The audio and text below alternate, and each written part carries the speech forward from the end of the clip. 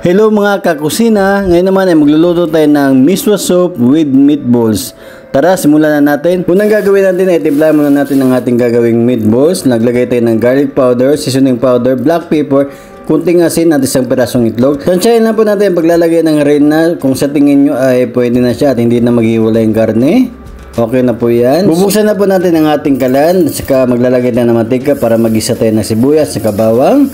Kung sa tingin nyo ay okay na pagigisa natin, maglalagay na po tayo ng tubig para sa gagawin nating soup. So pagkatapos po natin malagyan ng tubig, titimplahan lang po natin ng isang nor cubes, black pepper at kunting patis.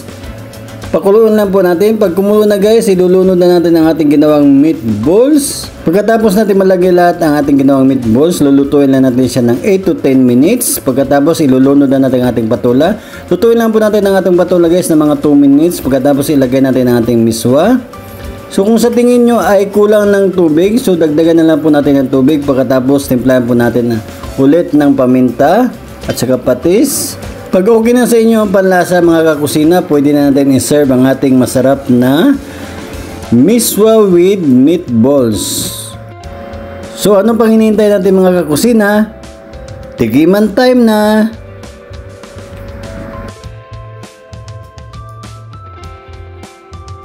Thank you for watching guys. God bless everyone. See you next time.